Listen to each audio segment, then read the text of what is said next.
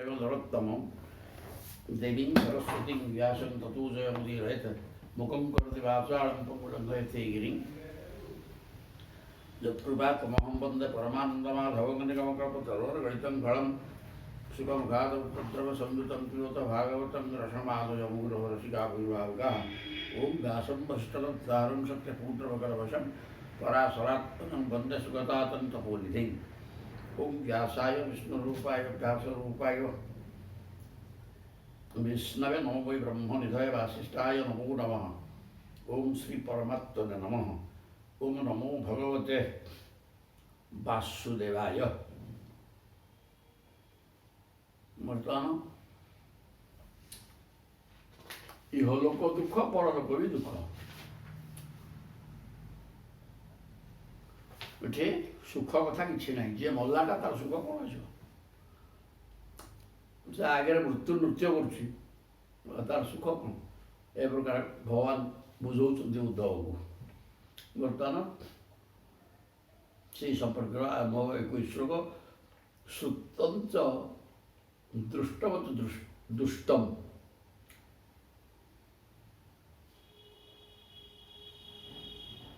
स्पर्धा व्यय बहंतराय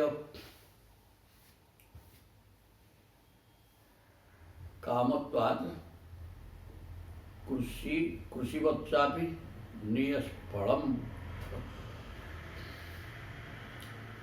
इहलोक से परिदोषयुक्त परलोक से परिदोषयुक्त सेठार मध्य स्पर्धा श्रुतंच दृष्टवत दुष्टम श्रुत ने वेदरे जहाँ वर्णना करा दुष्ट बट आम देखुचे संसार इहलोकर अवस्था कौन केवल ये दुख सुख फुख किसी ना ठीक सेमती परलोक मध्य देखा जाऊा अनुभव करुवा मर्त्यलोक भाया दोषयुक्त से परस्पर स्पर्धा असुभाव सब रही जड़े इंद्र सब देवता चाहिए आम इंद्र हो तेणु परस्पर को स्पर्धा करवा असुया गुण दोषारोप करवा विभिन्न कथा परलोक अच्छी प्रतियोगिता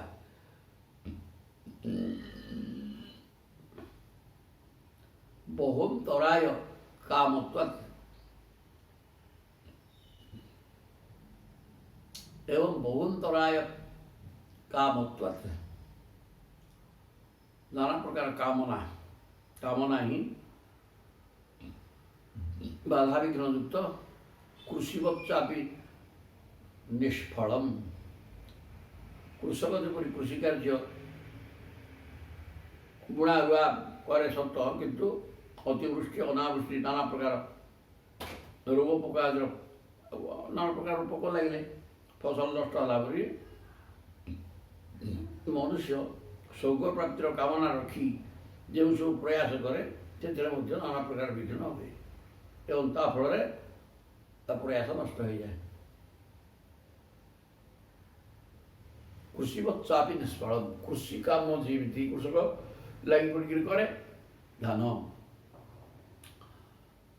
तली पकेब चाष कर रुआई कीटनाशक पकेब सब पकई देखा वर्षा है गला प्रबल वर्षा है बन्या पलि आसा सब गला पोचा पानी उडिक रहा धान सब पोचा होगा गला तेणु कृषकर फल प्राप्ति हम ताहा आदौ संभवपर नुहे दैवाधीन कहीं कहीपर कौन हम न हो भगवान जानते ठीक सेमती आम जब स्वर्गलोक भी कामना करवा ये कहते मर्त्यलोक जमी सब दोषयुक्त आनंद सुख ना दुखदायक वेदर वर्णना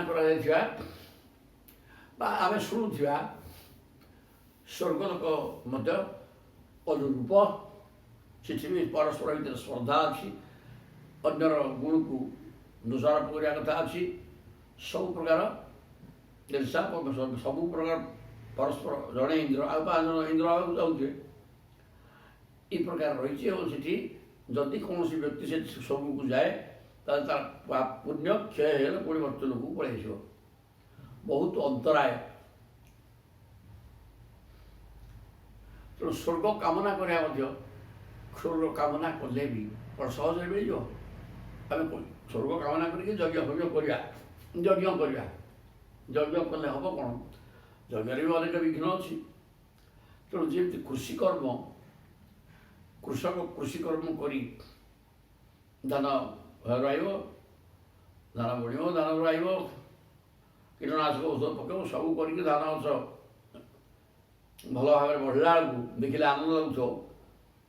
ଆଉ ସେଠୁ ବର୍ଷା ହେବନି, ଗଲା, ପାଣି ନାହିଁ, ଶୁଖିକି ମଲା। ବା ଅତିବୃଷ୍ଟି ଦ୍ୱାରା ବନ୍ୟା ପାଣି ପଳେଇ ଆସିଲା, 15 ଦିନ ବୁଡ଼ିକି ରହିଗଲା, ମିଳିଗଲା, ସବୁ ବର୍ଷ ଗଲା। ତେଣୁ କୃଷି ନଷ୍ଟ ହେଲା ଭଳିଆ ପରଜନ୍ମରେ କ'ଣ ଯେ ହେବ ତାକୁ କିଏ ଜାଣିବ? ସ୍ୱର୍ଗ ପ୍ରାପ୍ତି କର୍ମ କରିକି ସ୍ୱର୍ଗକୁ ଯିବା ମଧ୍ୟ ଯେଉଁ କର୍ମ କରିବା କଥା ସେ କର୍ମ ହିଁ ବିଘ୍ନଯୁକ୍ତ, ଯାଇପାରିବନି, ସମ୍ଭବ ନୁହଁ। ଅନ୍ତରାୟୀ ଅବିହତ ଯଦି ଧର୍ମ ସୁନିଷ୍ଠିତ ତେନାପି ନିର୍ଜିତମ ସ୍ଥାନମ୍ ତଥା ଗଚ୍ଛତି ତତ୍ ଶୃଣୁ। ଅନ୍ତରାୟୀ ଅବିହିତ ସୁନିଷ୍ଠିତ ଧର୍ମ, ନିଜେ ଧର୍ମ ଆଚରଣ କରି ଅନ୍ତରାୟୀ ଅବିହତ ବିଘ୍ନ ଦ୍ୱାରା, ନାନା ପ୍ରକାର ବିଘ୍ନ ତ ଅଛି, ବିଘ୍ନ ଦ୍ୱାରା ବାଧା ସୃଷ୍ଟି ନ ହେଲେ ମଧ୍ୟ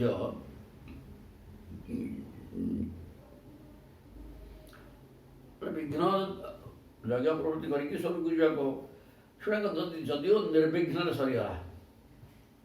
ଅନ୍ତରାୟୀ ଅବିହିତ, ଅନ୍ତରାୟ ମାନେ ବାଧା ବିଘ୍ନ ଯଦି କୌଣସି ପ୍ରକାର ହେଲାନି, କାମ ଗୁଡ଼ିକ ଠିକରେ ହେଇଗଲା ଏବଂ ତୁମେ ସ୍ୱଧର୍ମ ଯଜ୍ଞ ପ୍ରବୃତ୍ତି ସ୍ୱଧର୍ମ କଲ, ତେନାପି ନିର୍ଜିତମ ସ୍ଥାନମ୍ କରିକି ଯଦି ତୁମେ ସ୍ୱର୍ଗଲୋକ ବି ପାଇଗଲ,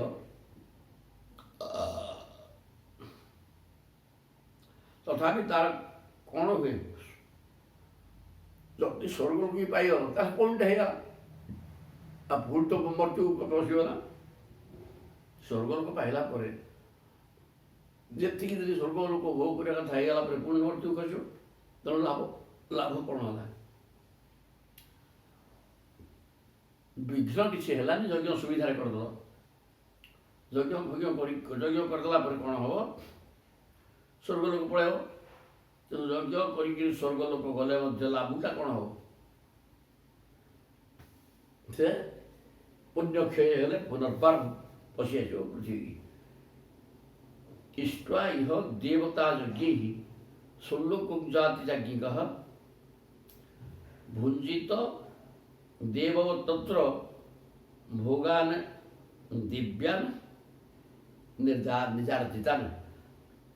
ଇଷ୍ଟ୍ୱା ଇହ ଅस्य ଜଗତି ମର୍ତ୍ତ୍ୟଲୋକେ, ଇଷ୍ଟ୍ୱା ମାନେ ଯଜ୍ଞ କରିକି ଦେବତାମାନଙ୍କୁ ଯଜ୍ଞ ଦ୍ୱାରା ଖୁସି କରି ଯଦି ବା ଯାଜ୍ଞିକ ସ୍ୱର୍ଲୋକକୁ ଗଲା, ଭୁଞ୍ଜିତ ଦେବବତ ତତ୍ର, ସେଠି ଦେବତାମାନେ ଯେମିତି ସୁଖ ଭୋଗ କରନ୍ତି ଇଏ ବି ସେ ପ୍ରକାର ସୁଖ ଭୋଗ କରିବ, ସେଥିରେ କିଛି ଅସୁବିଧା ନାହିଁ। ସୁଖ ଭୋଗ କଲେ କ'ଣ ହେବ? ତତ୍ର ଭୋଗାନ୍ ଦିବ୍ୟାନ୍ ନିଜାର୍ଜିତାନ୍, ନିଜେ ଅର୍ଜନ କରିଛି। ଆଉ ଯଜ୍ଞ ମାଧ୍ୟମରେ ସ୍ୱର୍ଗଲୋକକୁ ଯାଇ ଦେବତାମାନେ ଭୋଗ କରୁଥିବା ସୁଖକୁ ସେ ଭୋଗ କରେ, କାରଣ ସେଟା ନିଜ ଅର୍ଜିତ ଜିନିଷ। ଭୋଗ କରି କ'ଣ ହେବ ସେଠୁ ନା ସୁପୁଣ୍ୟୁ ପଚିତେ ଶୁଭ୍ରେ ବିମାନ ଉପଗୀୟତେ ଗନ୍ଧର୍ବୈଃ ବିହରଣ ମଧ୍ୟରେ ଦେବାନାଂ ଓ ହୃଦ୍ୟବେ ସୁଦୃଢ଼।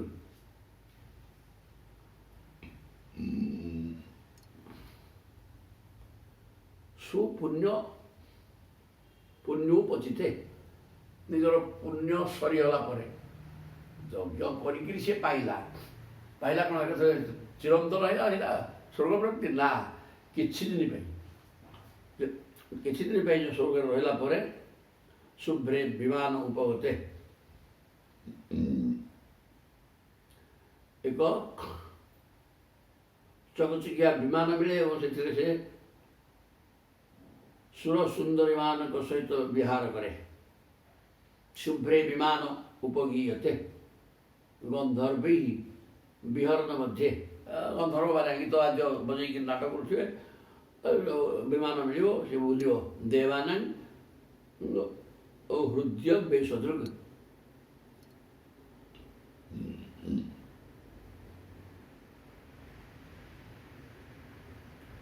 ତେଣୁ ଏଇ ପ୍ରକାର ହେଇକିରି ଗୋଟେ ବିମାନ ମିଳିବ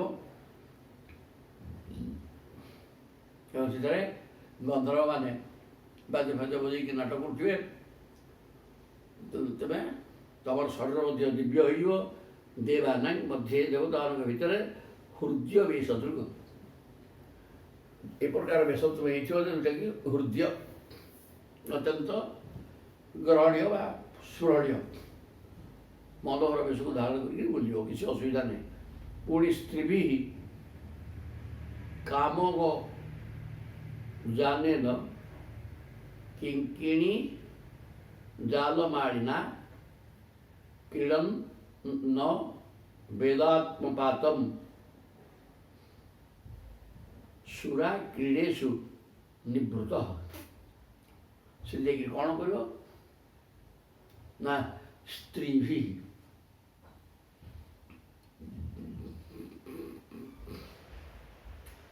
କାମଗ ଜାନେନ, କାମଗ ଜାନ ଯେଉଁ ଜାନୁଟା ତୁମେ ଯେମିତି ଇଚ୍ଛା କର ସେଠିକି ପଳାଉଥିବ, ସ୍ଥାନକୁ ପଳେଇ ଯାଉଥିବ।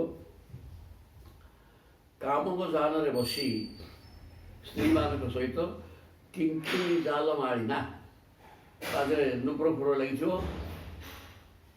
ଏହି ପ୍ରକାର ଗଣ୍ଠି ଗାଗୁଡ଼ି ଲାଗିଥିବା ସୁନ୍ଦରୀମାନଙ୍କ ସହିତ ବିମାନରେ ବସିକିରି ବୁଲିବ। ଆଉ କ'ଣ କ୍ରୀଡ଼ନ୍ ନ ବେଦାତ୍ମପାତମ୍, ତେଣୁ ସେ ଭିତରେ ସେ ଏ ପ୍ରକାର ମୋହିତ ହୋଇକିରି ବୁଲୁଥିବ ଯେ ନିଜର ଅଧୋପତନ ଜୟ ଜଗନ୍ନାଥ କିଛି ଦିନ ଭୋଗ କଲା ପରେ ପୁଣି ମର୍ତ୍ତ୍ୟଲୋକଂ ମିଶନ୍ତି, କ୍ଷୀଣେ ପୁଣ୍ୟ ମର୍ତ୍ତ୍ୟଲୋକଂ ମିଶନ୍ତି। ତେଣୁ ପୁଣ୍ୟ କ୍ଷୀଣ ହେଲେ ପୁଣି ଥରେ ଆସିଯିବ। ତେଣୁ ସେଠି ଭୋଗ କରିକି ବେଦାତ୍ମପାତ ନିଜ ଆତ୍ମପତ ଅଧୋପତନକୁ ସେ ଜାଣିପାରନ୍ତି ନାହିଁ। ସୁରା କ୍ରୀଡ଼େଷୁ ନିବୃତ, କ୍ରୀଡ଼ା କରି ଏତେ ଆତ୍ମହରା ହେଇଯାଇଥାଏ ଯେ ତାର ପୁଣ୍ୟବଳ କେତେବେଳେ ସରିଗଲାଣି ସେ ବୁଝିପାରିବ ନାହିଁ। ତାପରେ ତଳକୁ ସେ ଖସେ। ଆଉ ସ୍ତ୍ରୀମାନଙ୍କ ସହିତ କାମଗ ବିମାନରେ ବସି ତାମାନେ ଯୋଉଠିକି ଇଚ୍ଛା କର ସେଠିକି ପଳେଇବ। ଏ ପ୍ରକାର ବିମାନ ଚଢ଼ିକି ସୁଖ ଭୋଗ କରିବ ଏବଂ ସେ ଏ ପ୍ରକାର ସୁଖରେ ମାତିକି ରହିବ ଯେ କେତେବେଳେ ତାର ପୁଣ୍ୟ ସରିଲାଣି ସେ ବୁଝିପାରିବ ନାହିଁ। ତାବତ ପ୍ରେମବତେ ତାବତ ପ୍ରବଦତେ ସ୍ୱର୍ଗେ ଯାବତ ପୁଣ୍ୟଂ ସମାପ୍ୟତେ। କ୍ଷୀଣ ପୁଣ୍ୟ ପତତ୍ୟର୍ବାକ୍ ଅନିତ୍ସନ୍ କାଳ ଚାଳିତ। ସବୁ ତ ମହାକାଳଙ୍କର ପ୍ରଭାବ ନା। ତେଣୁ ମହାକାଳଙ୍କ ପ୍ରଭାବରୁ ଆଜି ଯେତିକି ଦିନ ଭୋଗ କରିବା କଥା କରିସାରିଲା ପରେ ଯେତେବେଳେ ତୁମର ପୁଣ୍ୟ କ୍ଷୟ ହେଇଯିବ, ଯେତେବେଳେ ତଳକୁ ଖସିବ ପ୍ରମୋଦତେ ସ୍ୱର୍ଗରେ ସେତିକି ଦିନ ପର୍ଯ୍ୟନ୍ତ ଭୋଗ କରିବ ଯେତେବେଳେ ପର୍ଯ୍ୟନ୍ତ ତମର ପୁଣ୍ୟ ଅଛି। ପୁଣ୍ୟ କ୍ଷୟ ହେଲେ ଅଧୋପତନ ହେବ, ତଳକୁ ମୁଣ୍ଡ କରିକି ଦୂର ହେଇକି ଖସି ପଡ଼ିବ କାଳର ପ୍ରେରଣାରେ। ସମୟ ଏତିକି ଦିନ, ଆଉ ସମୟ ତମକୁ ଟାଇମ୍ ଦିଆ ହେଇଥିଲା, ସେତିକି ସମୟ ସରିଗଲା ପରେ ମହାକାଳ ପ୍ରଭାବ ପକେଇବେ ଏବଂ ତୁମେ ଖସିବ। ଯଦି ଅଧର୍ମରତ ସଂଗାତ ଅସତାଂ ବା ଅଜିତେନ୍ଦ୍ରିୟ କାମାତ୍ମା କୃପଣ ଲୁବ୍ଧ ସ୍ତ୍ରୈଣ ଭୂତ ବିହିଂସକ। ଯଦି ଅଧର୍ମରତ ଯଦି କୌଣସି ପୁରୁଷ ତାର ଧର୍ମଜ୍ଞାନ ନାହିଁ କି କେବଳ ଅଧର୍ମ କାମ କରିବାରେ ଲାଗିଛି, ପରିସ୍ଥିତି ହାତର ଚା ମଦ ଖାଇବା, କାହାକୁ ପିଟିବା, କୋଉଠି ଶୋଧିବା, କୋଉଠି ଚୋରି କରିବା, ବିଭିନ୍ନ ପ୍ରକାର ଅସାମାଜିକ କାର୍ଯ୍ୟକ୍ରମରେ ଲିପ୍ତ ଥିବା ବ୍ୟକ୍ତି ଅଧର୍ମିଟା ଯଦି ଅଧର୍ମତଃ ସଙ୍ଗାତ ଅସତାଙ୍ଗ, ଆଉ ଅଧର୍ମ କରିବାକୁ କେମିତି ପ୍ରବୃତ୍ତି ହେବ ନା ଅସତ୍ସଙ୍ଗ, ନିଜେ ଅସତ ହେଇଥିବ ଆଉ ଗୋଟେ ଦଳ ମିଳିଯିବ, ଦଳେ ଦଳେ ଅସତ ଦଳ ମିଳିଯିବ, ଗୋଷ୍ଠୀ। ସେ ଅସତ୍ ସଙ୍ଗ କରିବା ଫଳରେ ଅଧର୍ମ କାମରେ ରତ ଥିବା ବ୍ୟକ୍ତିଟା ବା ଅଜିତେନ୍ଦ୍ରିୟ, ଯିଏ ଅଜିତେନ୍ଦ୍ରିୟ ହେଇଥିବ, ଅଜିତେନ୍ଦ୍ରିୟ ହେଲେ ଜିତେନ୍ଦ୍ରିୟ ନୁହେଁ, କ'ଣ ଭୁଲ ଠିକ କର୍ତ୍ତବ୍ୟ ଅକର୍ତ୍ତବ୍ୟ ଜ୍ଞାନ ନଥିବା, ଅସତ୍ସଙ୍ଗରେ ରତ ଥିବା, ଧର୍ମକର୍ମ କରୁନଥିବା ଲୋକ ଗୁଡ଼ାକ କାମାତ୍ମା କୃପଣ ଲୁବ୍ଧ, ସେ ସଦାବେଳେ ଅନେକ କାମନା ବାସନାକୁ ନେଇକି ଦୌଡ଼ୁଥିବେ, ସେଟା କୃପଣ ହୋଇଯାଏ, କୃପାର ପାତ୍ର ହୋଇଯାଏ। ତାକୁ ଦେଖିଲେ ଦୟା ହେବ, ଏଇଟା କ'ଣ କରୁଥିଲା ମନୁଷ୍ୟ ଜନ୍ମ ପାଇକିରି, ଲୁବ୍ଧ ଲୋଭୀ ହେଇଯିବ, ସ୍ତ୍ରୈଳ, ଖାଲି ସ୍ତ୍ରୀ ଦରକାର, ପାଠ କିଛି ନାହିଁ, ଭୂତ ବିହିଂସକ, ଏବଂ ସମସ୍ତ ଭୂତ ମାନେ ପ୍ରାଣୀମାନଙ୍କୁ ହିଂସା କରେ। ଗାଈ ଗୁଡ଼ାକ ପିଟି ଦେଇଯାଉଛି, ଗାଈ ଷଣ୍ଢ ସବୁ ପିଟିବେ ଠେଙ୍ଗା ଧରିକି ଗୋଡ଼େଇକିରି, ଆଉ ମନୁଷ୍ୟକୁ ହାଣିବେ ଅସ୍ତ୍ର ଧରିକିରି। ଇଏ ହେଲା କାମ, ଆଉ କାରଣ ଅଧର୍ମ କରିବା ତାଙ୍କର କାମ, ଧର୍ମ ନାହିଁ। ଆଉ ସଙ୍ଗ ଦୋଷରୁ ହଉ ବା ଅଜିତେନ୍ଦ୍ରିୟ ଦୋଷରୁ ହଉ, ଜିତେନ୍ଦ୍ରିୟ ନହିଁକି ଯେତେ ଅକର୍ମ ସିଏ କରିବେ, ଅନେକ କାମନା ବାସନା ଯୁକ୍ତ ହେଇକିରି ତାର ପ୍ରାପ୍ତି ଆଶାରେ ଦୌଡ଼ିବେ। କୃପଣ ମାନେ କୃପାର ପାତ୍ର ହେଇ ତାକୁ ଦେଖିଲେ ଦୟା ଆସିବ, ଏଇଟା କି କ'ଣ କରୁଛି ଏ ମଣିଷ ଜନ୍ମ ପାଇକି, ଲୋଭୀ ହେଇଯିବ, ସ୍ତ୍ରୈଣ, ଖାଲି ସ୍ତ୍ରୀ ଉପଭୋଗ କରିବା, ଆଉ ସମସ୍ତ ପ୍ରାଣୀକି ହିଂସା କରିବା, ଏ ପ୍ରକାର ହେଇଯିବ। ପଶୁନ୍ ଅବିଧନା ଅଲଭ୍ୟ ପ୍ରେତ ଭୂତଗଣାନନ୍ଦ ଯଦନ୍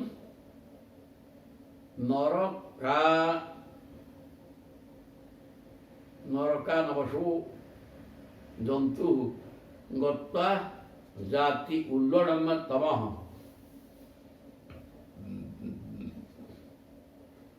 ପଶୁନ୍ ଅବିଧନା ଅଲଭ୍ୟ,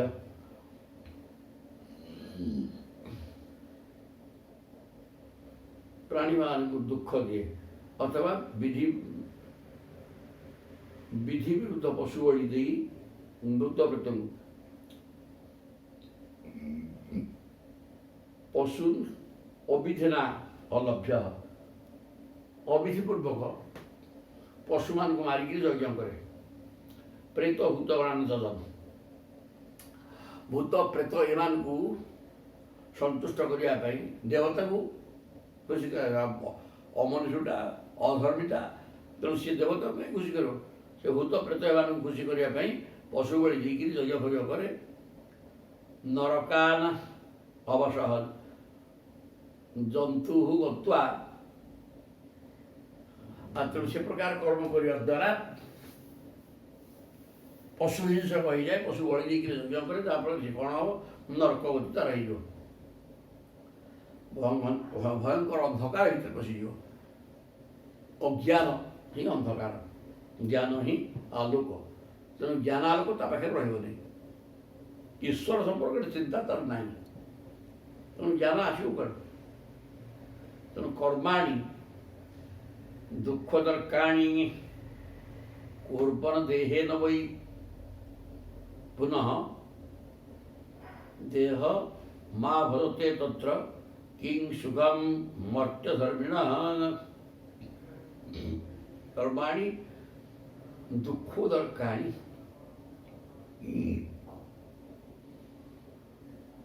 ତେଣୁ ସେମନ୍ତ କର୍ମ କରିବ ଯେଉଁ କର୍ମର ଫଳ ହେଲା ଦୁଃଖ, এই ପ୍ରକାର ଆଜି ତ କର୍ମ ସେ ପ୍ରକାର କରିବ ଆଉ ମନୁଷ୍ୟଟା, ଆଉ ତେଣୁ ଦୁଃଖ ଭୋଗିଲା ଭଳିଆ କର୍ମକୁ କରି ଦେହେ ନବଇ ପୁନଃ,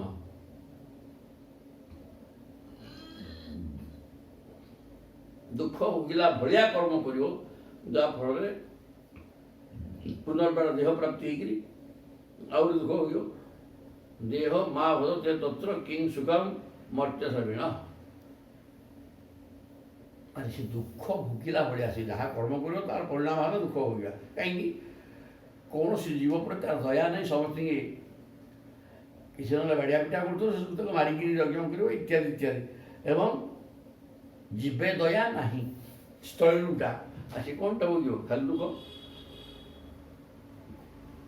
खराब काम अधर्म काम करुवा हेतु तार नरक बास हम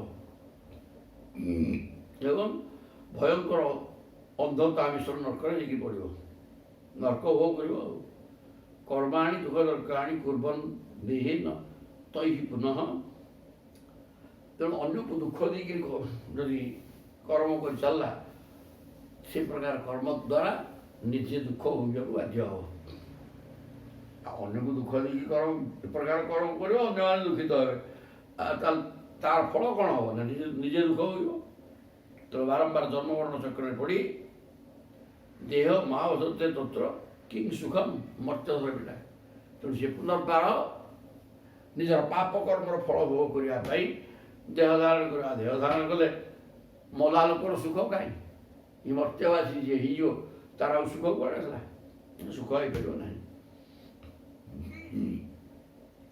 लोकानां लोकपालानां अभयं कल्पजीविनां ब्रह्मणोपि भयं मर्त्यः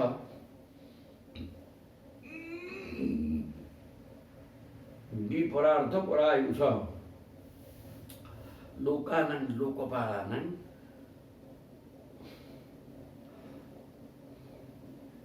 भयं कल्पजीविनां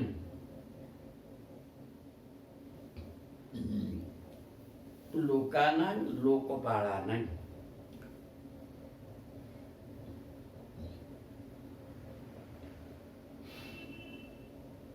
कल्पकाल होता लोक लोकपाल माने मत सब भय कर लोकानां लोकपालानां मदभय कल्पजीविनां मदभय मभय कहला मदभय मत भय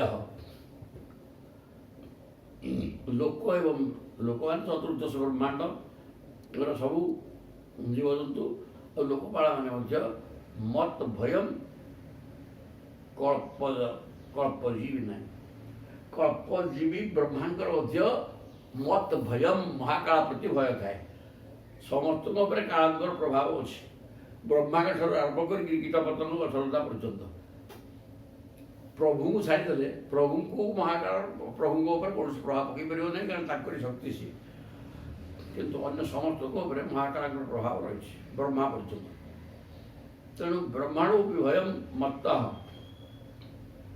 ब्रह्मांडर मोटर भय विपरार्थ परायुष दुई परार्थ जी बंचे परार्थ को 1004 युग आ गए परार्थ माने 1004 युग ब्रह्मांड दुई परार्थ है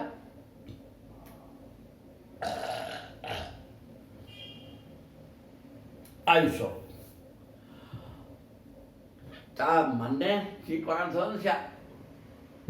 अटकल कर बहुत वर्ष हेले आयुष सर तेणु समस्त महाकाल प्रति भय गुणा सृजन्ति कर्माणि गुणो अनुसृजते गुणान् जीवस्तु गुण संयुक्त भुंक्ते कर्म फलान्यसौ गुणा सृजन्ति कर्माणि गुण ही कर्म पाई प्रेरणा दिए आ गुण रु कर्म हुए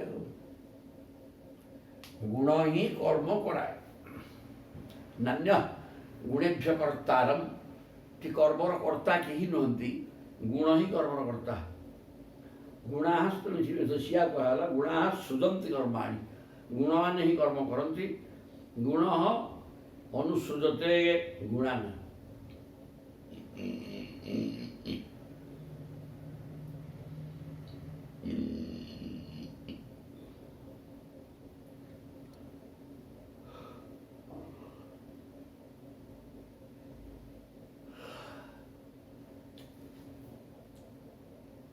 जीव अज्ञानवशतः सत्वादि गुण हो इंद्रिय मान निजर स्वरूप बोली भावे जीव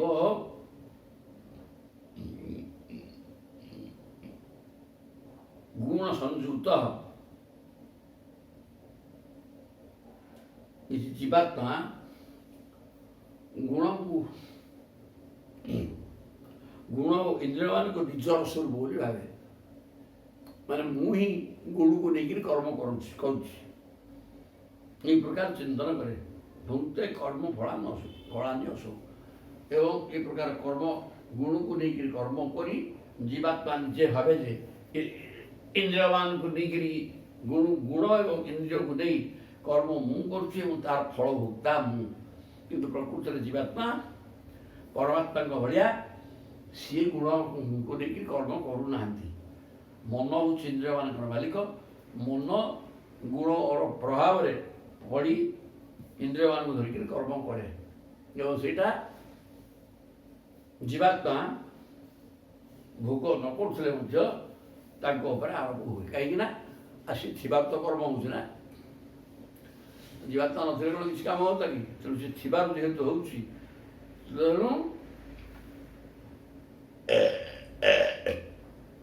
सी ही कर जावत सैत् गुण वैषम्यम तावत नानात्मात्मनः नानात्म आत्मनः जावत पारतंत्र्यम तदेव ही जावत सैत् गुण वैषम्यम जिते गुण समान स्थित थाए से सृष्टि नहीं से ब्रह्म परमात्मा सहित मिसी जाई ब्रह्म हो जाती माने दीटा जिन मिसिक ब्रह्म हो परमात्मा एवं माया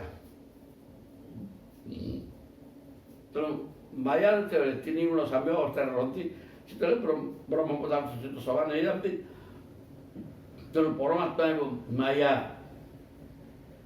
मिसिक रहा नाम ब्रह्म हो जाए परमात्मा से ब्रह्म सत्ता किंतु परमात्मा से दुई ही जाती ब्रह्म दुई ही जाती परमात्मा एवं माया तार खेल आरंभ करे महाकाल प्रभाव किसी तरह माया तीन गुण साम्य अवस्था रहा से महाकाल प्रभाव क्षुब्ध हुए और तीन गुण तारतम्य हुए तारतम्य संसार तैयारी पुणी से माया तीन गुण साम्य होगा परमात्मा सहित मिसी जाए और आत्मा बोली कहुए माने ब्रह्म पदार्थ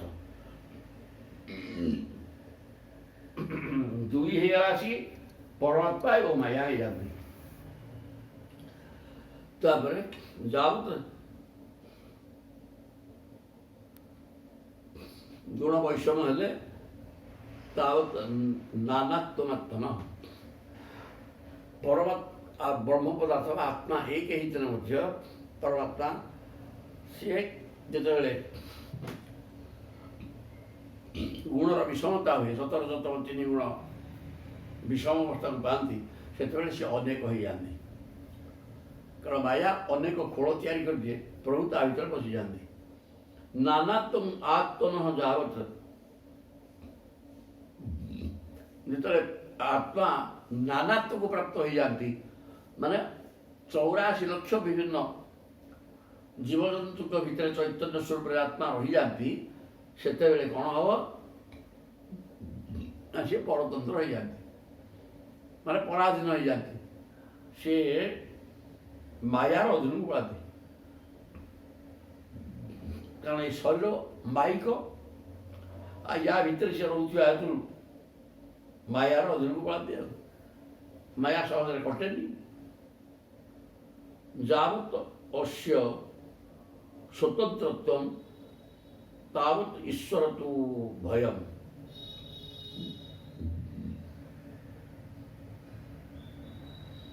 जावत अस्य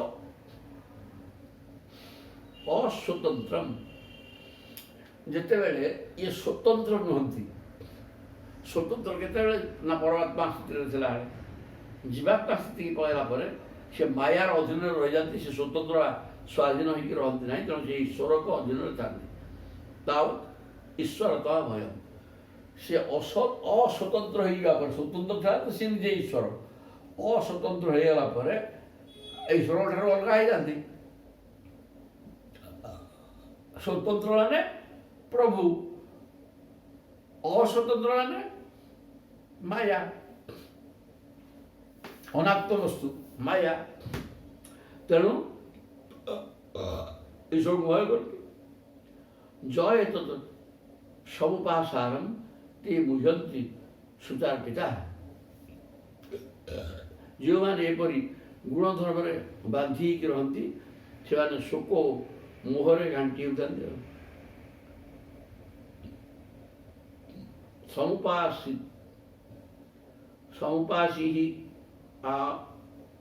ରଂସ୍ତେ।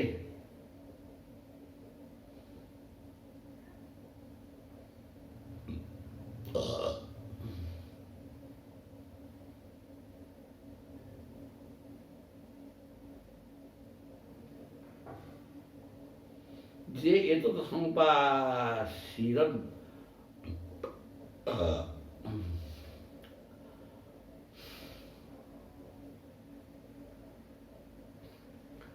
ଯେଉଁମାନେ ଏପରି ଗୁଣଧର୍ମରେ ଗୁଣଧର୍ମ ଭିତରେ ଜୀବାତ୍ମା ରହିବା ପରେ ସେ ତା ବନ୍ଧନ କାରକ ବାନ୍ଧି ହେଇଯାନ୍ତି, ମାୟାରେ ଘାଣ୍ଟି ହୁଅନ୍ତି, ଆଉ କ'ଣ ଦୁଃଖ ଭୋଗ କରନ୍ତି। କାଳ ଆତ୍ମା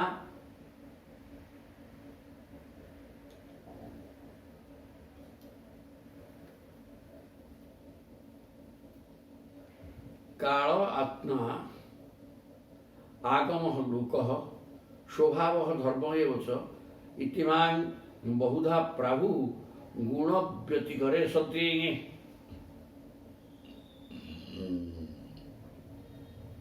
କହିଲେ ହେ ପ୍ରିୟ ଉଦ୍ଧବ, କାଳ ମାନେ ମହାକାଳ, ଆତ୍ମା ଆଗମ ମାନେ ବେଦ, ମାୟାର ଗୁଣମାନଙ୍କରେ କ୍ଷୋଭ ଉତ୍ପନ୍ନ ହେଲେ ସେମାନଙ୍କର ବ୍ୟବହାରିକ ସତ୍ତା ଅନେକ ରୂପରେ ପ୍ରକାଶିତ ହୁଏ। ତିନି ଗୁଣ ଯେତେବେଳେ ସାମ୍ୟ, ସେତେବେଳେ କିଛି ନାହିଁ। ଯେତେବେଳେ କ୍ଷୁବ୍ଧ ହେଇକି ସେ ବାହାରିଲେ, ତାରତମ୍ୟ ଧରିଲା, ସେତେବେଳେ ଅନେକ ରୂପକୁ ସେ ଧରନ୍ତି।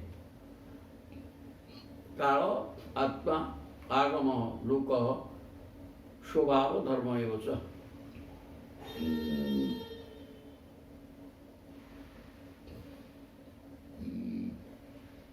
ଯେହେତୁ ମୁଁ ହିଁ ହେଉଛି କାଳ ଆତ୍ମା ଆଗମ ମାନେ ବେଦ, ଲୋକ ଚତୁର୍ଦ୍ଦଶ ବ୍ରହ୍ମାଣ୍ଡ, ସ୍ୱଭାବ ଓ ଧର୍ମ, ସବୁଗୁଡ଼ାକ ମୁଁ ନିଜେ, ପ୍ରଭୁ କହୁଛନ୍ତି। ଇତିମାଂ ବହୁଧା ପ୍ରାହୁ, ମୋତେ ଏଇ ସବୁଗୁଡ଼ାକ ମୋର ସ୍ୱରୂପ। ମହାକାଳ କହିଲେ ମୁଁ, ମୋ ଶକ୍ତି ସିଏ, ପରମାତ୍ମା ମୁଁ, ବେଦ ହେଉଛି ମୁଁ ନିଜେ, ଚତୁର୍ଦ୍ଦଶ ବ୍ରହ୍ମାଣ୍ଡ ମୋର ସ୍ୱରୂପ, ମୁଁ ତ ମୂର୍ତ୍ତିବାନ ଧର୍ମ। ତେଣୁ ଇଏ ହେଲା ମୋର ସବୁ ସ୍ୱରୂପ। ଇତି ବହୁଧା ପ୍ରାହୁ ଗୁଣ ବ୍ୟତିକରେ ସତି। ଗୁଣର ବ୍ୟତିକ୍ରମ, ତିନି ଗୁଣର ଊର୍ଦ୍ଧ୍ୱରେ ମୁଁ ଥାଏ। ତେଣୁ ମୋର ସ୍ୱରୂପ ଏଇଗୁଡ଼ାକ। ମହାକାଳ ମୁଁ, ପରମାତ୍ମା ହିଁ ମୁଁ, ବେଦ ହିଁ ମୁଁ, ଚତୁର୍ଦ୍ଦଶ ବ୍ରହ୍ମାଣ୍ଡ ଯାହା କିଛି ସବୁ ମୁଁ, ଆମ ଭିତରେ ସବୁ ଅଛନ୍ତି, ସେଟା ମୋର ସ୍ଥୂଳ ରୂପ। ସ୍ୱଭାବ ଧର୍ମ ଏବ च। ସ୍ୱଭାବ, ସ୍ୱ ମାନେ ଆତ୍ମଭାବ, ଆତ୍ମଚିନ୍ତନ, ଆନନ୍ଦ, ଆନନ୍ଦ ଅନୁଭବ ସ୍ୱରୂପ ଏବଂ ଧର୍ମ ବିଭୁ, ଏଇଟାକ ଗୁଣର ବ୍ୟତିକର, ଗୁଣାତୀତ ହେଇକିରି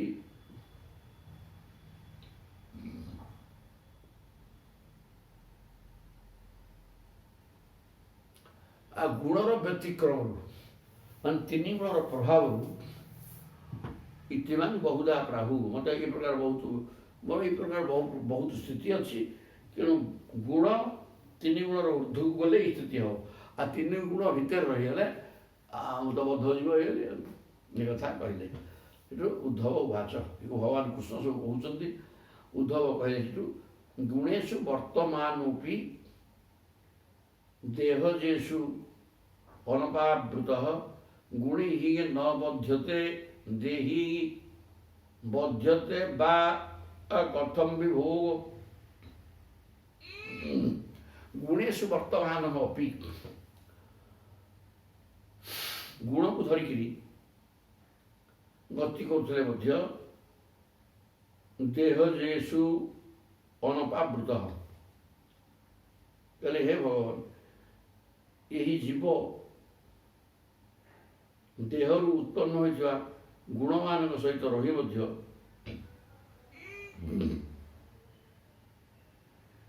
ଦେହରୁ ଜାତ କର୍ମରେ ବାନ୍ଧି ହୁଏ ନାହିଁ। ଏ ଦେହ ଅଛି ମାନେ ଗୁଣ ଅଛି, ଏବଂ ଗୁଣ ଅଛି ମାନେ କର୍ମ ଅଛି। ତେଣୁ ଦେହରୁ ଜାତ ହୋଇଥିବା, ଦେହ ଭିତରେ ଜୀବାତ୍ମା ରହିଥିଲେ ମଧ୍ୟ ଦେହରୁ ଜାତ ହୋଇଥିବା ଗୁଣ ବା କର୍ମରେ ବାନ୍ଧି ହୁଏ ନାହିଁ। ଦେହରୁ ତ ଦେହର ଗୁଣ ଅଛି, ଗୁଣରୁ ତ କର୍ମ, ଗୁଣ ତ କର୍ମ କରିବ। ତେଣୁ ଜୀବାତ୍ମା କିନ୍ତୁ ଦେହ ଗୁଣ ଏବଂ ଦେହରୁ ଜାତ ହୋଇଥିବା ଗୁଣ କର୍ମରେ ବାନ୍ଧି ହୁଅନ୍ତି ନାହିଁ କିପରି? କାରଣ ଇଏ ତ ଦେହ ଭିତରେ ରହିଲେ, ଗୁଣ ଏବଂ କର୍ମ ଦେହ ଭିତରେ ରହିଲା, ଆଉ ଗୁଣ କର୍ମ ସେ ବାନ୍ଧି ହେବେନି କେମିତି? ଏ ତିନି ଜଣ ତ ଦେହରେ ରହୁଛନ୍ତି। ଅପରପକ୍ଷରେ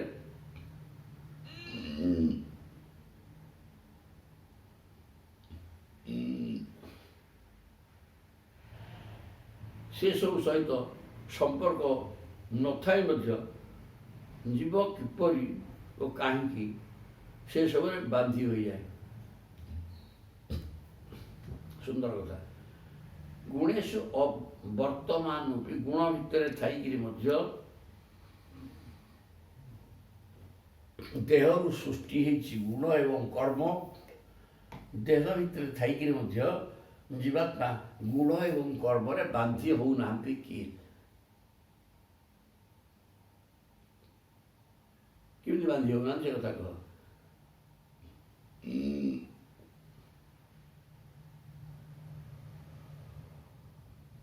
ତାପରେ ଗୁଣି ହି ନ ବଧ୍ୟତେ ଦେହି, ଗୁଣରେ ବାନ୍ଧି ହଉନାହାନ୍ତି କେମିତି, ପୁଣି ଗୁଣରେ ବାନ୍ଧି ହଉଛନ୍ତି କେମିତି? ଦିଟା କଥା କହ। ଶରୀର ଭିତରେ ଗୁଣ ଅଛି, କର୍ମ ଅଛି, କିନ୍ତୁ ଗୁଣ କର୍ମ ତାକୁ ବାନ୍ଧି ପାରୁନାହିଁ। ତେଣୁ ଗୁଣ କର୍ମ ତାକୁ ବାନ୍ଧି ପାରୁନାହିଁ କେମିତି? ଦି ପ୍ରକାର ଲୋକ ଅଛନ୍ତି। ଗୁଣ କର୍ମ ତାକୁ ବାନ୍ଧି ପାରୁନି, ସେ ଗୁଣାତୀତ ହେଇଛନ୍ତି। ଭଗବାନଙ୍କ ପାଖରେ ସେ ଲାଗିଗଲା, ସନ୍ନ୍ୟାସୀ, ସାଧୁ, ସନ୍ଥ, ଅନେକ ବ୍ୟକ୍ତି ଭଗବାନଙ୍କ ସହିତ ସମ୍ପର୍କ, ଗୋଟେ ସଂସାର ସମ୍ପର୍କ, ଗୋଟେ ଭଗବାନଙ୍କ ସହିତ ସମ୍ପର୍କ। ଯିଏ ଗୁଣରେ ବାନ୍ଧି ହେଇଛି ସେ କେବଳ ସଂସାର ହେଇକି ମଲା। ଯିଏ ଗୁଣରୁ ଊର୍ଦ୍ଧ୍ୱକୁ ପଳେଇଲା, ଗୁଣାତୀତ ହେଇଗଲା, ସିଏ ଭଗବାନଙ୍କୁ ସମ୍ପର୍କ ରଖିକିରି ଉଦ୍ଧାର ହେଲା। ଦଳେ ଗୁଣ ସହିତ ସମ୍ପର୍କ ରଖିକିରି ଦୁଃଖ ଭୋଗିକିରି ସରିଲେ। ଆଉ ଇଏ ହେଲା ପାଠ। କଥମ ବର୍ତ୍ତେତ ବିହରଣ କହିବା ଜ୍ଞାହିତ ଲକ୍ଷଣୀ କିଂ ଭୁଞ୍ଜିତୁତ ବିସୃଜତ ସହିତାସିତ ଜାତିବା। ତାହେଲେ କଥମ ବର୍ତ୍ତେତ ବିହରେତ, ବଦ୍ଧ ପୁରୁଷ ମୁକ୍ତ ପୁରୁଷ କିପରି ଆଚରଣ କରନ୍ତି? କଥମ ବର୍ତ୍ତେତ, ମୁକ୍ତ ପୁରୁଷ ଏବଂ ବଦ୍ଧ ପୁରୁଷ କେମିତି ରହିବେ? କ'ଣ ତାଙ୍କର ଆଚାର ବିଚାର ବ୍ୟବହାର, ତାଙ୍କର କ'ଣ ଲକ୍ଷଣ, ଯାହାଫଳରେ ଆମେ ତାଙ୍କୁ ଜାଣିବୁ ଯେ ଇଏ ମୁକ୍ତ ବା ଇଏ ବଦ୍ଧ।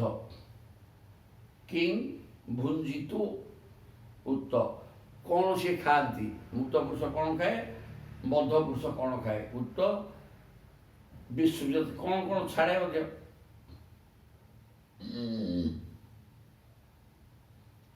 ସହିତାସିତ ଯତିବା,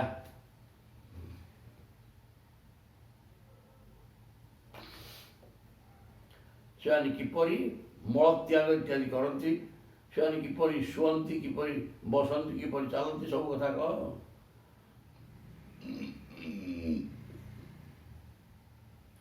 କ'ଣ କେମିତି ଖାଆନ୍ତି, କିପରି ମଳତ୍ୟାଗ କରନ୍ତି, କେମିତି ଯାତାୟାତ କରନ୍ତି, ଏ ସବୁ କଥା କହ। ବଦ୍ଧ ଜୀବର ସ୍ୱରୂପ କ'ଣ, ମୁକ୍ତ ଜୀବର ସ୍ୱରୂପ କ'ଣ, ସେ କି ପ୍ରକାର ଅବସ୍ଥାରେ ରହନ୍ତି ଉଭୟ ବଦ୍ଧ ଜୀବ ମୁକ୍ତ ଜୀବ, ଏବଂ କ'ଣ ଆଚରଣ କରନ୍ତି, କେଉଁ ଲକ୍ଷଣ ଦେଖିଲେ ଆମେ ଜାଣିବୁ ଏଇଟା ବଦ୍ଧ ଜୀବ ବା ଏଇଟା ମୁକ୍ତ ଜୀବ, ଏ ସବୁ ଜିନିଷ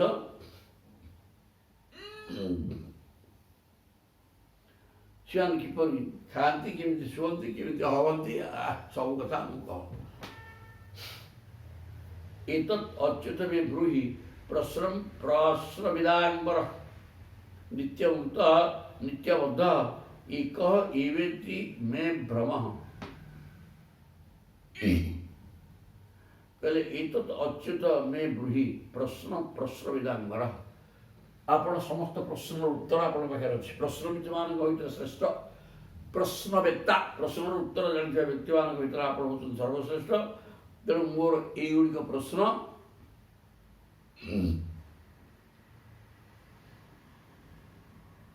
ଏ ପ୍ରଶ୍ନର ଉତ୍ତର ଆପଣ ହିଁ ଦେଇପାରିବେ। ନିତ୍ୟମୁକ୍ତ ନିତ୍ୟବଦ୍ଧ, ନିତ୍ୟମୁକ୍ତ କିଏ, ନିତ୍ୟବଦ୍ଧ କିଏ?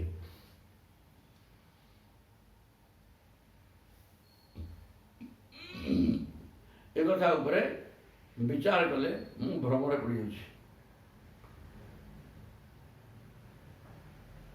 ଏ ଗୋଟା କଥା ମୁଁ ଜାଣିପାରୁନି, ଏହାକୁ ବିଚାର କଲା ଆସିକି ମୁଁ ଭ୍ରମରେ ପଡ଼ିଯାଉଛି। ତେଣୁ ମୋତେ କହ।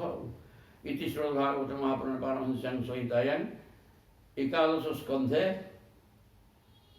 ଭଗବତ ଉଦ୍ଧବ ସମ୍ବାଦେ ଏକାଦଶ ଅଧ୍ୟାୟ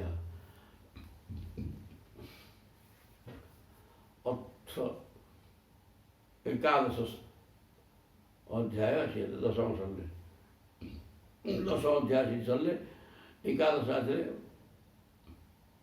ତେଣୁ ବଦ୍ଧ ଜୀବ କିଏ, ମୁକ୍ତ ଜୀବ କିଏ, ଭକ୍ତର ଲକ୍ଷଣ କ'ଣ, ଏଇଠି ମଧ୍ୟ ଉତ୍ତମ ପାଠ।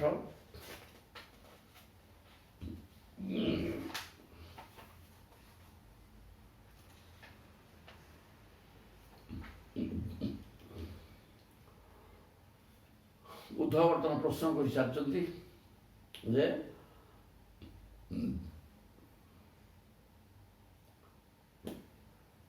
ଗୁଣ ଭିତରେ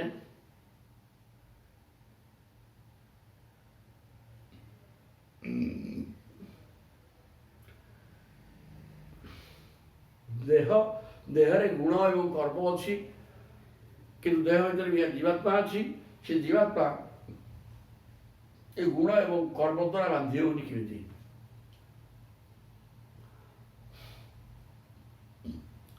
ଗୁଣ କର୍ମ ସହିତ କୌଣସି ସମ୍ପର୍କ ଜୀବାତ୍ମାଙ୍କର ନାହିଁ, କାରଣ ଏଗୁଡ଼ାକ ଗୁଣ କର୍ମ ଏସବୁ ମାୟାର ଧର୍ମ, ପ୍ରଭୁ ହେଲେ ନିତ୍ୟ ସତ୍ୟ। ତେଣୁ ତାଙ୍କ ସହିତ ତାଙ୍କର ସମ୍ପର୍କ କିଛି ନଥିଲେ ମଧ୍ୟ ଇଏ ବାନ୍ଧି ହେଉଛନ୍ତି କେମିତି? ତେଣୁ ମୁକ୍ତ ଜୀବର ଲକ୍ଷଣ କ'ଣ, ସେ କ'ଣ ଖାଇବ, କ'ଣ କେମିତି ଝାଡ଼ାଯିବ, କେମିତି କ'ଣ କରିବ, ତାର ଆଚାର ବିଚାର ବ୍ୟବହାର କ'ଣ, ଏବଂ ତାକୁ ଜାଣିବ କେମିତି? ମୁକ୍ତ ଜୀବ କିଏ, ବଦ୍ଧ ଜୀବ କିଏ? ଏସବୁ କଥା ଗୁଡ଼ିକ ମୋତେ କହ ବୋଲି କହିଲେ। ତେଣୁ ଏଠି ଭଗବାନ କହୁଛନ୍ତି ବଦ୍ଧ ମୁକ୍ତ ଇତି ବ୍ୟାଖ୍ୟା ଗୁଣତୁ ମେ ନ ବସ୍ତୁତଃ ଗୁଣସ୍ୟ ମାୟା ମୂଳତତ୍ न मे मुख्य न बंधन।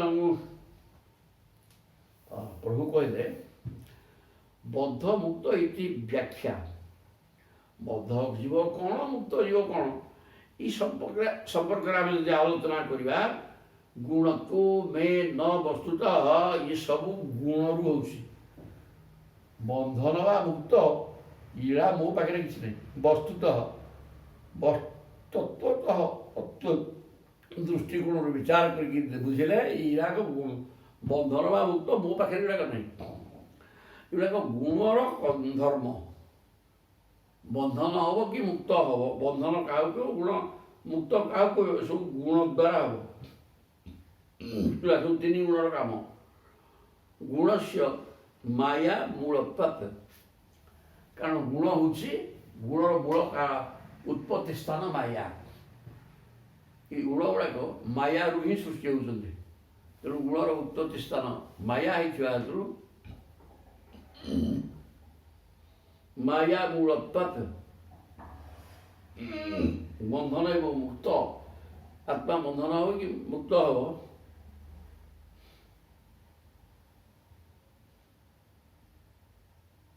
ସିଏ ମାୟାର ଗୁଣର କାମ। ନ ମେ ମୁଖ୍ୟ ନ ବନ୍ଧନମ୍, ମୋର ବନ୍ଧନ ନାହିଁ କି ମୁକ୍ତ ନାହିଁ, ମୁଁ ବନ୍ଧନ ଏବଂ ମୁକ୍ତିର ଉର୍ଦ୍ଧ୍ୱରେ ସଚିଦାନନ୍ଦ ଅବସ୍ଥାରେ ମୁଁ ଅଛି। ବନ୍ଧନ ମୋର ନାହିଁ କି ମୁକ୍ତି ହେବାର ନାହିଁ। ମୁକ୍ତି କ'ଣ, ମୁକ୍ତ କ'ଣ, ବନ୍ଧନ କ'ଣ? ମୁଁ ତ ମୁକ୍ତିଦାତା। ମୋ ନାଁ ସ୍ମରଣ କଲେ ଜଣେ ମୁକ୍ତି ହେଇଯିବ। ତେଣୁ ମୁଁ ମୁକ୍ତିର ଉର୍ଦ୍ଧ୍ୱରେ, ବନ୍ଧନର ବି ଉର୍ଦ୍ଧ୍ୱରେ। ଏସବୁ ଗୁଣର କାମ। ଶୋକ ମୋହ ସୁଖം ଦୁଃଖം ଦେହାପତ୍ୟସ୍ୟ ମାୟୟା ସ୍ୱପ୍ନ ତଥା ଆତ୍ମନ ଖ୍ୟାତି ସଂସ୍କୃତିର୍ନତୁ ବାସ୍ତବି। ଶୋକ ତୁ ଗୁଣର କାମ ନା ରଜଗୁଣ? ରଜଗୁଣର କାମ କେବଳ ଶୋକ ମାନେ ଦୁଃଖ। ମୋହ ହେଲା ତମ ଗୁଣର କାମ। ସୁଖ ହେଲା ସତ୍ୱ ଗୁଣର କାମ। ସତ୍ୱାତ୍ ସଞ୍ଜାୟତେ ସୁଖମ୍ ଗୀତା କହିଛନ୍ତି। ଆଉ ରଜସ୍ୱ ରୋହ ହୋଇବେଶ, ମୋହ ମାନେ ଚେତା ଶୂନ୍ୟ ହେଇଯିବା, ତମ ଗୁଣର କାମ। ଦୁଃଖମ୍ ଦେହାପତ୍ତିସ୍ୟ ମାୟୟା, ଦୁଃଖ ଏବଂ ଦେହାପତ୍ତିସ୍ୟ ମାୟୟା। ମାୟୟା ମାୟା ଦ୍ୱାରା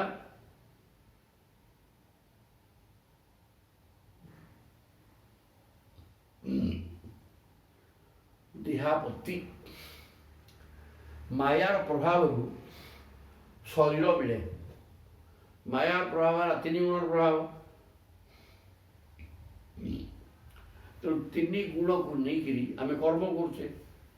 କର୍ମ କରିବା ଫଳରେ କର୍ମର ଫଳ ଭୋଗ କରିବା ପାଇଁ, କର୍ମର ଫଳ ସ୍ୱରୂପ ଦୁଃଖ ଭୋଗ କରିବା ପାଇଁ ବାରମ୍ବାର ଜନ୍ମ ହେଉଛି। ଆଉ ଜନ୍ମ ତ ହେଉଛି ଆଉ କ'ଣ? ଶୋକ ମୋହ ସୁଖମ୍। ତେଣୁ ତିନି ଗୁଣର ତିନିଟା କାମ ଅଛି। ସତ୍ୱ ଗୁଣର କାମ ସୁଖ, ରଜଗୁଣର କାମ ଦୁଃଖ ବା ଶୋକ, ଏବଂ ମୋହ ହେଲା ଚେତା ଶୂନ୍ୟ ହେଇଯିବା। ଏଇଟା ତମ ଗୁଣର କାମ। ସେ ତାର ବିବେକ ବୁଦ୍ଧି ସବୁ ନଷ୍ଟ ହେଇଯାଇଥାଏ। ଏ କଥା କହିଲେ। ତେଣୁ ଦେହାପତ୍ତିସ୍ୟ ମାୟୟା, ଆମେ ଦେହ ପାଉଛେ କାହିଁକି ନା ଗୁଣକୁ ନେଇକରି କର୍ମ କରୁଛେ। କର୍ମର ଫଳ ଭୋଗିବା ପାଇଁ, ଦୁଃଖ ଭୋଗିବା ପାଇଁ ଶରୀର ଧରୁଛେ। ସ୍ୱପ୍ନ ତଥା ଆତ୍ମନ ଖ୍ୟାତି ସଂସ୍କୃତିର୍ନତୁ ବାସ୍ତବି।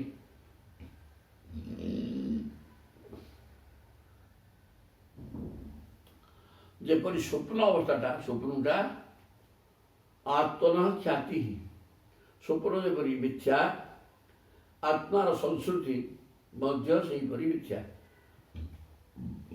ସ୍ୱପ୍ନ ତଥା ଆତ୍ମନ ଖ୍ୟାତ ସଂସ୍କୃତି ନତୁ ବାସ୍ତବିକ। ସ୍ୱପ୍ନ ଯେମିତି ମିଥ୍ୟା ବୋଲିକି ତାର ଖ୍ୟାତି ଅଛି, ସେମିତି ଆତ୍ମା ବାସ୍ତବିକ ଆତ୍ମାଟା ବାସ୍ତବିକ ସଂସ୍କୃତିର ନତୁ। ବାସ୍ତବିକ ଆତ୍ମାଟା ଜନ୍ମ ମରଣ ଚକ୍ରରେ ପଡ଼ୁନାହିଁ। ଏଇଟା ହିଁ ଠିକ୍ କଥା। ସ୍ୱପ୍ନ ମିଥ୍ୟା ଏହା ଯେମିତି ପ୍ରସିଦ୍ଧି ରହିଛି, ସେମିତି ଆତ୍ମା ବାସ୍ତବରେ ଆତ୍ମାର ଜନ୍ମ ମରଣ ନାହିଁ, ଏହା ମଧ୍ୟ ପ୍ରସିଦ୍ଧି ରହିଛି। ବିଦ୍ୟା ଅବିଦ୍ୟେ ମମ ତନୁ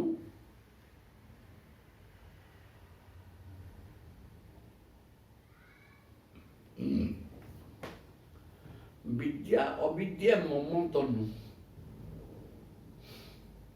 বৃদ্ধি উদ্ধব শরীর নাই, মুখ্য বন্ধ করি আদ্যে মায়া মেং বিনির্মিত।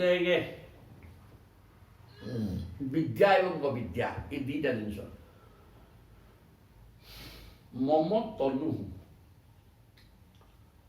ବିଦ୍ୟା ହେଲା ପ୍ରଭୁ ଜ୍ଞାନମୟ ଆଉ ତେଣୁ ବିଦ୍ୟାଟା ମୋରି ତନୁ ଅବିଦ୍ୟା ହିଁ ମୋରି ତନୁ ଅବିଦ୍ୟା ହେଲା ମାୟା ସେ ବି ମୋର ଶରୀର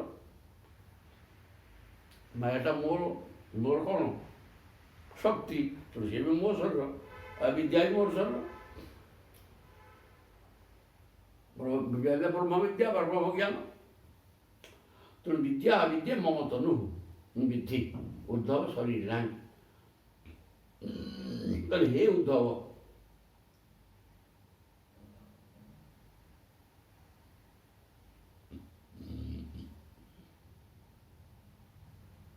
এই দুই শক্তি শরীরধারীକୁ যথাক্রমে শরীর ନାହିଁ ମୁଖ୍ୟ ବନ୍ଧ କରି କାର୍ଯ୍ୟ जो विद्या एवं अविद्या इटा मोर शरीर ये दीटा ही शरीर नाम मान जीवात्मा शरीर भितर जे शरीर से शरीर मान को मुख्य बंध करी आद्य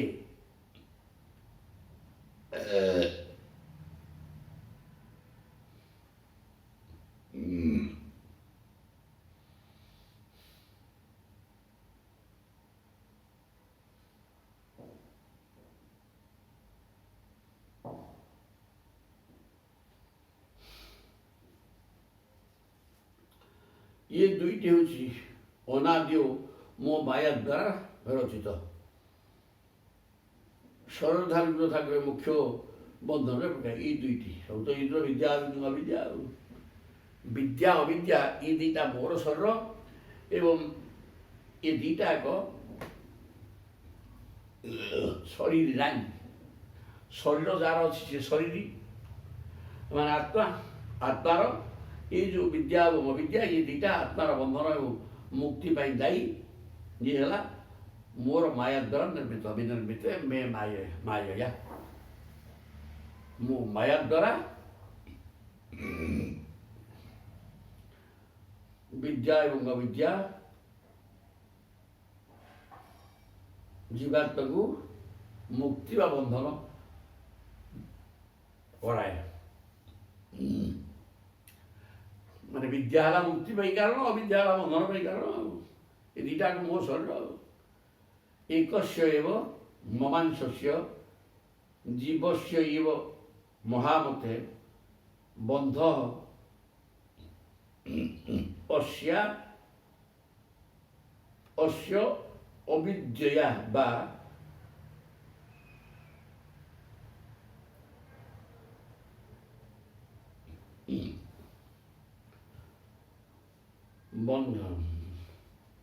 बंध अस्य विद्यया अनादि विद्यया बंध अस्य अविद्यया अनादि विद्यया तथ्येतर अविद्यया बंध विद्यया मुक्ति कस्य एकस्य एव ममांसस्य जीवस्य एव महामते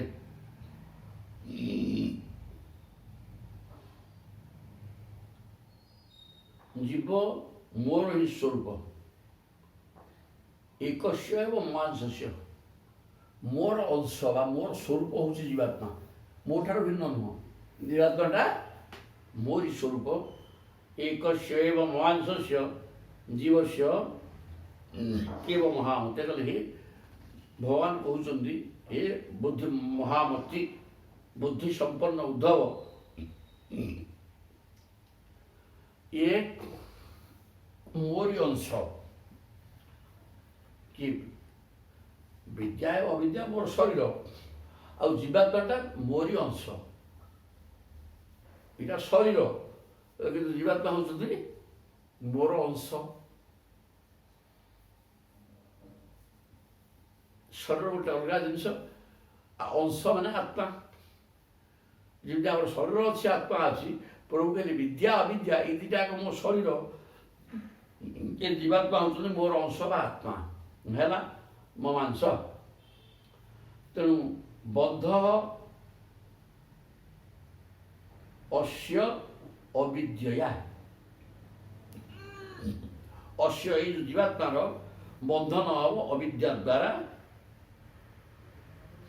ଅବିଦ୍ୟୟା ଅନାଦି ବିଦ୍ୟୟା च ଏବଂ ବିଦ୍ୟା ଦ୍ୱାରା, ଯେଉଁ ବିଦ୍ୟା ହେଉଛି ଅନାଦି, ବିଦ୍ୟା ହେଉଛି ଅନାଦି ମାନେ ଆଦି ଅନ୍ତ ତାର ନାହିଁ, ସେ ନିତ୍ୟ ବସ୍ତୁ, ସେ ବିଦ୍ୟା ଦ୍ୱାରା ମୁକ୍ତି ହେଇଯିବ। ଆବଦ୍ଧ ହେଲା ଯଦି ଅବିଦ୍ୟାରେ, ଆଉ ତାର ବିଦ୍ୟାରେ ତଥ୍ୟ ତରଣ ତାଠୁ ଭିନ୍ନ ମାନେ ମୁକ୍ତି ହବ। ଆଉ ତାହେଲେ କି କହିଲେ ବିଦ୍ୟା ଏବଂ ଅବିଦ୍ୟା ଦୁଇଟା ଯାକ ମୋ ଶରୀର, କିନ୍ତୁ ମୋର ଅଂଶ ହେଉଛି ଆତ୍ମା ନାହିଁ। ଶରୀର ଭିତରେ ଯେମିତି ଆତ୍ମା ଅଛି, ଶରୀରଟା ଜଡ଼, ଆତ୍ମା ହେଲେ ଚୈତନ୍ୟ, ସେମିତି ବିଦ୍ୟା ଅବିଦ୍ୟା ମୋର ଜଡ଼ ଶରୀର। ଏବଂ ଏଥିରୁ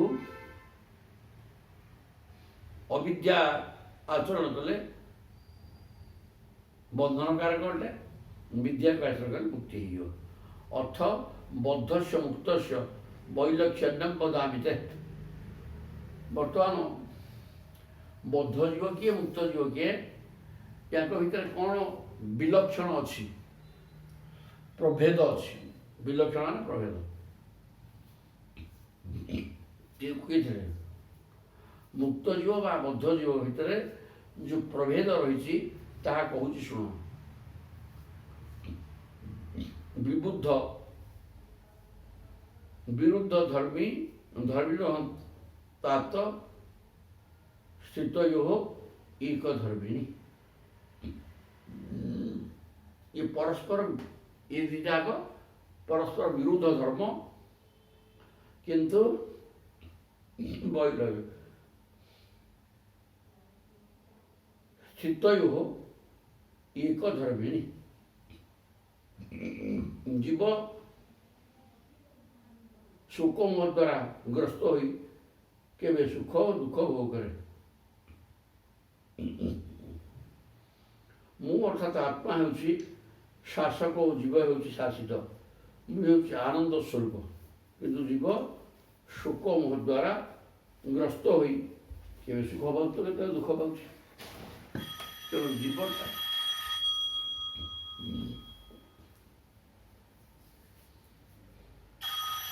विरुद्ध धर्मिण प्राप्त। बंधन एवं मोक्ष ये परस्पर विरुद्ध धर्म।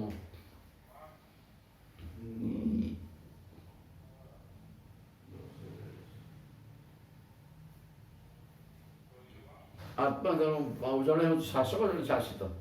विरुद्ध धर्म माने आत्मा हेले जीवात्मा हेले शासित, आत्मा हेले शासक। स्थित हो एक धर्मिणी, किंतु जो है दुहिंग धर्म एक है। माने सी सचिदानंद ये सचिदानंद, जन स्वरूप एक जड़े शासक परस्पर विरुद्ध धर्म भी अच्छी। जड़े शासक और जड़े शासित। सुपर्ण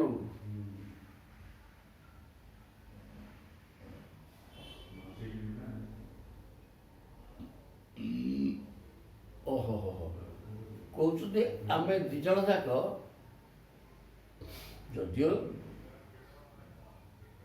दिजाक धर्म गोटे सचिदानंद ज्योतिस्वरूप सब किसी, किंतु दिजाक प्रभेद रही। जड़े शासक जड़े शासित, जड़े हेले सतचित आनंद स्वरूप, आउ जड़े सुख दुख मोह भोग कर लोक। सुपर्णौ सुपर्णौ ये तो सदृशौ सखायौ जदृच्छयितौ कृतनिरौ उच्चवृक्षे एकस्तयोः खादति पिप्पलान्न अन्यः निरन्नोऽपि बडेन भूयान्।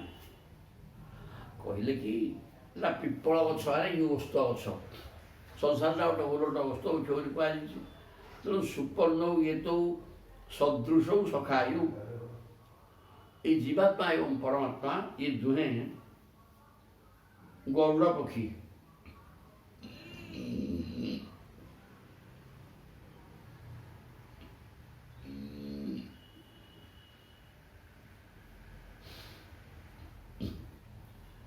ଜୀବାତ୍ମା ଏବଂ ପରମାତ୍ମା ଦୁହେଁ ଗରୁଡ଼ ପକ୍ଷୀ, ଦୁଇ ଜଣ ଯାକ, ଜଣେ ଶାସକ ଜଣେ ଶାସିତ, ଶରୀରଠାରୁ ଭିନ୍ନ। ଜୀବାତ୍ମା ପରମାତ୍ମା ଶରୀର ଯୋଗ ଉପାଦାନରେ ଅଢ଼ା, ପାଞ୍ଚ ଭୌତିକ ତ୍ରିଗୁଣ, କିନ୍ତୁ ଇଏ ତାଠୁ ଅଲଗା। ଏ ଦୁଇ ଜଣ ଯାକର ସାମ୍ୟ ଅଛି, ସଦୃଶ ସଖାୟୁ, ଏ ଦୁଇ ଜଣ ଯାକ ସଖା। ସଖା ସାଙ୍ଗ କେମିତି ହେବ? ସମାନ ଧର୍ମ ସମାନ ଗୁଣ ହେଲେ ସିନା ସଖା ହେବ। ତେଣୁ ଏ ଦୁଇ ଜଣ ଯାକର ସମାନ ଧର୍ମ ବା ଗୁଣ ଅଛି। ତେଣୁ ଏ ଦୁଇଟା ପକ୍ଷୀ ଯଦୃଚ୍ଛୟା ଏତୌ କୃତ ନୀଳଉ ସ ବୃକ୍ଷେ, ସଂସାରଟା ଗୋଟେ ଓଲଟ ବୃକ୍ଷ, ଏ ଗଛରେ ଇଏ ଦୁଇଟା ଯାକ ଅଛନ୍ତି। ଆମେ ଗୋଟିଏ ଗୋଟିଏ ଗଛ, ଆମର ମୂଳ ହେଉଛି ମୁଣ୍ଡ, ଉରୁଟା ଉପରକୁ, ଶାଖା ଗୁଡ଼ାକ ତଳକୁ, ଏ ପ୍ରକାର ଗଛ। ଏଥିରେ ଦୁଇଟା ପକ୍ଷୀ ଅଛନ୍ତି, ଜଣେ ଜୀବାତ୍ମା ଜଣେ ପରମାତ୍ମା, ଯୋଡ଼ିଏ ପକ୍ଷୀ କି ନାହିଁ? ହଁ। ତାହେଲେ କ'ଣ ହେଲେ? ଏକ ହତୟୋ ଖାଦତି ପିପଳାନ୍ନ, ତା ଭିତରୁ ଗୋଟିଏ କି ଜୀବାତ୍ମା ଖାଇ ପିଇକିରି ଅସୁସ୍ଥ ଅଛି, ଅନ୍ୟ ଆଉ ଜଣେ ପରମାତ୍ମା ଯିଏ ନିରନ୍ନ ଅପି, କିଛି ନ ଖାଇଲେ ମଧ୍ୟ ସିଏ ଭୂୟାନ ବଳା, ବଳେନ ଭୂୟାନ, ସିଏ ଅତି ବଳ ଶକ୍ତିଶାଳୀ ବଳବାନ, ସିଏ କିଛି ଖାଉନି। ଆଉ ସିଏ ସଚିଦାନନ୍ଦ। ଜୀବାତ୍ମା ବି ଠିକ୍ ସେଇଆ, କିନ୍ତୁ ଇଏ ନିଜେ ମନ ଏବଂ ଗୁଣକୁ ନେଇକି ମନ କର୍ମ କରୁଛି, ସେଟା ଜୀବାତ୍ମା ଅଭିମାନୀ ହେଇଯାଉଛି। କର୍ମ ମୁଁ କରୁଛି ଏବଂ ଫଳ ମୁଁ ଭୋଗୁଛି। ତେଣୁକରି କର୍ମ ଫଳକୁ ଭୋଗ କରୁଥିବା ହେତୁରୁ ସିଏ ଖାଉଛି ଖାଦ୍ୟ, ଆଉ କର୍ମ ଫଳକୁ ଖାଉଛି, ଯାହାଫଳରେ ସିଏ ଦୁର୍ବଳ ହେଇଛି। ଆଉ ମୁଁ କର୍ମଫଳ ସହିତ ମୋର କୌଣସି ସମ୍ପର୍କ ନାହିଁ, କିଛି କର୍ମ ମୁଁ କରିବାର ନାହିଁ। ତେଣୁ ମୁଁ ହେଲି ବଳୁଆ। ଆଉ ଏଇଟା ବନ୍ଧନ ଏବଂ ମୁକ୍ତି ସମ୍ପର୍କରେ କୁହାଯିବ। ଅତ୍ୟନ୍ତ ଜ୍ଞାନ ପାଠ। ଶେଷ କାଲିକି ଦେଖିବା।